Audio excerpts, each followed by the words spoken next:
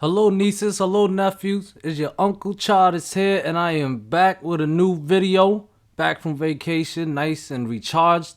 And the SPY today decided to take the stairway up. Alright, but first take a look at the flow sentiment. Gonna do something a little different. I have it filtered for 200k premiums or above with contracts expiration date within a month. Okay, so I'm looking at the big money and the more short-term aggressive play. Why? Because I am a day trader slash swing trader, but I'm more of a day trader, especially in this market. Too risky. And we see a lot of bearish sentiment here, 77% in the puts, 23% in the calls. These are what's bought. And you see at the end of the day, 4.1 million in premium, 408 strike price. Okay, there's 3.7 million premium, 408 strike price. Seeing a lot of 408s with these big money. 408, interesting. And it all came in just a little aftermarket. Okay, so let's see how the market plays out. But first, here's my Discord where I post my plan every morning, 7:06 a.m. Okay, up here I wrote some notes for the group. But the plan was I have a bull case scenario and a bear case scenario because we don't want to try to predict the market. We just want to react based on the price action. So we got a plan for any case scenario. Okay, but the bull case scenario is if SPY does get a relief bounce, because I was thinking we get a relief bounce because that was a big drop we had last week, right? But if SPY does get a relief bounce, it needs to be either off of one of our support. I had support at 421.5-ish. It should have been 421.5 to 420.7. It was a little small zone. Or 419.5. Okay, that was the other support. All right, the other way would have been a recapture of the 425 resistance, which we trigger more upside, 427 to 430.3. Okay, that 430.3 was a very important level, right? And then there's the bear case scenario. If we lose the 419.5 support, another sell-off incoming. 415, then 48-ish, then 42, and so on. Okay, so pretty much it was the bull case scenario today. So if we look at the 15-minute chart here, it opened right here, pretty red, came right down to our support around 421.7-ish. All right, not seeing any buy pressure. Okay, even though this is support level, usually my plan is to go long or buy calls at support. This, you got to know how to read the candles. Big red candle, close at support, not a good look, right? Then the next candle got a little tricky, all right, because it was above the 421.7-ish support level, all right, went as high as 423.3, but ultimately closed below, all right. Got even more trickier. So we lost that level here, back tested it as a support, resistance, excuse me.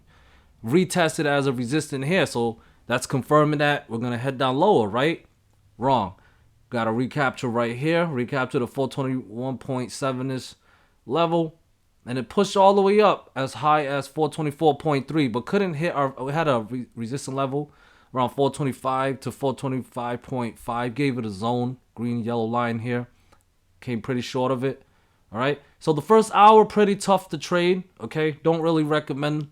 If you're not that experienced, I don't really recommend trading the first hour because it's tricky, and that's usually when you want to trade it the most and when you're at your most emotional state, But it's up to you. Anyways, so here we lost the 421.7 level again. That, by the way, that's our 78.6 retracement level. I'll show you when we get to the daily chart, and it got a little easier to trade because after we lost that level, we retested that level as a resistant about 3 times. So if you bought puts from resistant, nice scalp play, or you could have played it down to the next level.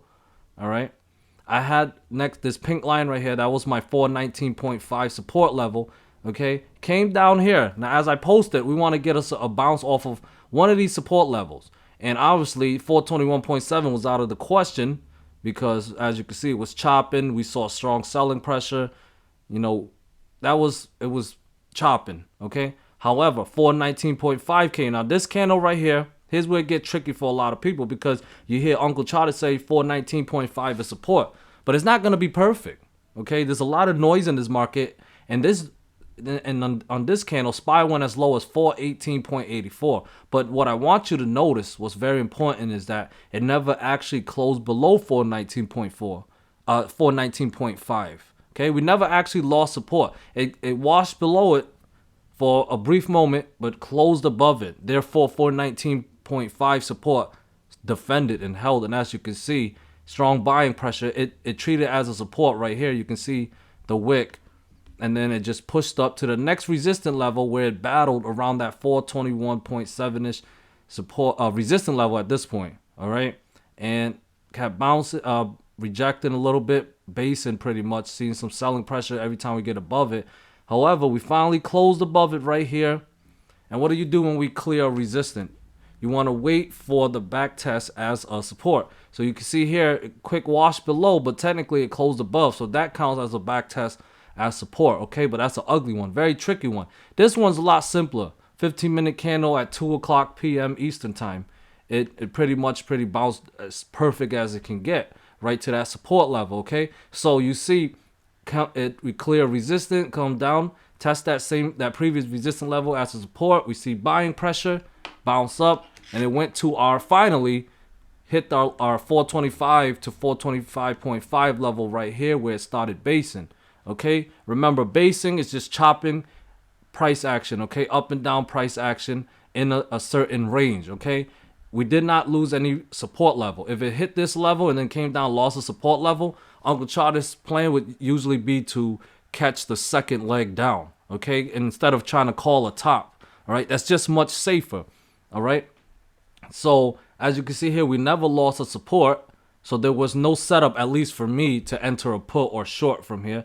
But from the support of 425, because we cleared it here, we started back testing that support and we bust right through, rammed right through it, got to this next pink line. That's my 427 resistant level. As you can see, we cleared it on this nice green candle, back tested it as a support right here. You can see the wick, and we continue to push up. The next price target is 430.3-ish. That's a 61.8 retracement level on my daily chart. Of course, 427 and 425 must hold, because when you lose a support, that's the best time to turn bearish. Okay, so here it is, the daily chart right here. All right, gonna zoom it out for you guys so you can see this triangle pattern, this yellow triangle pattern. Very important pattern that I need you guys to pay attention to. Why? Because that's the one I'm paying attention to. All right, so you can see from the January high, it connects with January high to the March high, where we got that nice strong false breakout. Okay, and then from the support line of the triangle pattern, it starts from the February low, connects to March 14th low, also connects to April 22nd low. Might have closed it a little below it actually, but today we recaptured that level. Okay, we are back within the triangle pattern. So as of right now, what we have is a false breakdown scenario. Okay, false breakdowns, much like this false breakout right here. Okay, notice how based on this pink line, this was a resistant level. We broke above it and then we closed back below and was very bearish. Back tested it as a resistant right here and kept on going down. Okay, so false breakouts are very bearish. So false breakdowns are very bullish. So just to keep that in mind. Okay, so the big levels that must hold is 427 to keep SPY within this triangle pattern. We need to go back and test 430.3. That's a 61.8 retracement level. That's the big level we lost back on April 22nd last week. Okay, so it's only right we back test that level as a resistance to confirm more downside. So we see what happens at that level. So as of right now, we recaptured this triangle pattern around 427, must hold. And we need to clear 430.38, recapture that 61.8 retracement level. And for me, if we can do that, that will be a good sign that we're gonna head back up higher and possibly fill more of this triangle pattern. Okay, that's a possibility. All right, for this bullish scenario to be negated, we need to lose support level, because like I always say, best time to turn bearish is when we lose a support level. Starting with 427, we lose that put my 425 back in play. A nice low drop to 421.7. That's a 78.6 retracement level. Then below that, bull's last stand at 419.5. That's what I got. It served us well today. And like I said in the plan this morning, if we lose 419.5, we got a nice drop down to 415-ish, then down even lower, probably down to 408, 409, maybe finally fill that gap that we had from last year around 400. All right, but my point is, we don't want to be biased in this market because it can go either way, tricking us out, both the bears and the bulls. Okay, So remember what Uncle Charter's plan is. We long at support, short at resistant. But I like to long at support after we break a resistant. I like to short from resistant after we break a support. That's usually my plan because it's just lower risk. That's just how I do it. But as of right now, we got a false breakdown scenario. That's bullish. So to negate this, we need to lose some support, 427, 425. If support continues to hold and you see SPY clearing 430.38, I got my next price target around 434-ish. And then 436.4, that's a 50% retracement level. Then so on, higher levels, okay? But we'll talk more about it if that actually happens. Okay, guys? Taking a look at the VIX also. I was looking at a 1 hour chart. Here's a daily chart. All right? I used the 20-day moving average with the Bollinger Band. You can see the VIX is pretty overextended. Even though it's a red day for the VIX, it's still outside of the Bollinger Band, the upper Bollinger Band. So we'll see what happens. We have support at 25.72. I'm bullish on the VIX as long as that level holds. We'll see what happens if it bases or if that level holds. But if we lose that level, 23 is back in play.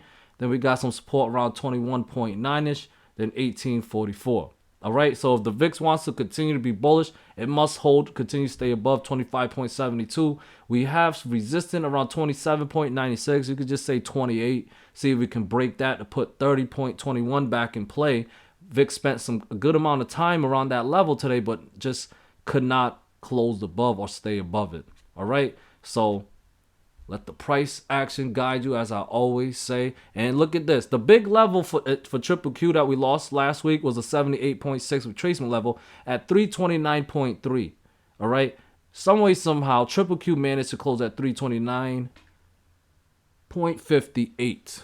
All right. So it managed. That's technically a recapture of that level. And like the SPY, this is technically a false breakdown mode. Not very strong, but we'll see.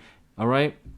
So obviously above 329.3, I'm bullish on QQQ. Keep it that simple. If you're looking at the charts and you see QQQ above 329.3, remember Uncle Charter said he is bullish on it. And that would keep 335.3 in play based on the 5-day moving average. So it could change by tomorrow when the market opens. And then 338.4, then 344. All right. I will be bearish on QQQ if it's below 329.3. Put in 323, then 317.7 in play. Dow Jones looking nice here. So remember, we got this green bull flag where it broke out of it back in March 24th. Today, we finally got a back test of that green trend line as a support, and it held beautifully. And it also recaptured the 50% retracement level at 338.23. So for tomorrow, support must hold 338.23 to keep 344.88, then 346.39 in play. I am bullish as long as above 338.23. Below, I would be bearish again, putting 334.5 in play. Very critical support level. And below that, should start a nice sell-off to 329 and 325. Okay? IWM, it closed below last week, this white trend line. Okay? From November to January's high. We broke out of it back in March 18th. Closed below it last week, but managed to recapture it, okay? Another false breakdown scenario for IWM, similar to SPY and QQQ, all right? So, as long as it's above 193, I am bullish on IWM. This is a recapture. But that would put, that would put 197.6 in play, all right? And then 201.4. So, for me to be bearish again, it has to be below 193. It can be a false recapture as well, okay? Market makers like to trick us out, so stay nimble. And look at Tesla. A lot of bounces off this 38.2 retracement level at 979.53, and still today it managed to hold above it. The 5-day and the 13-day moving average acting as strong resistance level, however, with the 13 at 1,009. Okay, that's exactly around where the Tesla got rejected today. So Tesla continue to hold above 979.5 and actually clear that 13-day moving average, which should put 1,045 in play. And then above that would be 1,078. Okay, I'll turn bearish if we lose 979.5. Should be a nice big drop down to the 50-day moving average minimum, currently around 937. And here's Apple. Apple last week managed to close right at the 61.8 retracement level, around 161.47. Never lost it technically. Today it washed below it briefly. Well, not briefly. It was there under it quite for some time, but managed to stay above 161.47, put in 164.96 in play, and then another resistance level at 166.38. Okay, those are going to be some tough levels for Apple to crack, to break through. Okay, if it fails to break through, that's just a back test and go scenario, which confirms more downside. We got earnings for it in a couple days, so technical analysis, in my opinion, is useless when it comes to earnings, so I don't trade them. So if you choose to trade them, good luck. All right, and I was looking at CELH today. I like this setup. It was in a triangle pattern, broke out today and managed to recapture the 23.6 retracement level at 56.36. So Uncle Charters is bullish on this stock as long as it's above 56.36. Okay, this is strictly based on technical analysis. So if it's below it, I'll switch back to bearish. Okay, so if you like this stock right here, I definitely recommend to do your due diligence. This is not a recommendation. This is just Uncle Charters saying I like this setup, and even more important than that, I love you guys. Why? Because family's important, and Uncle Charters is out.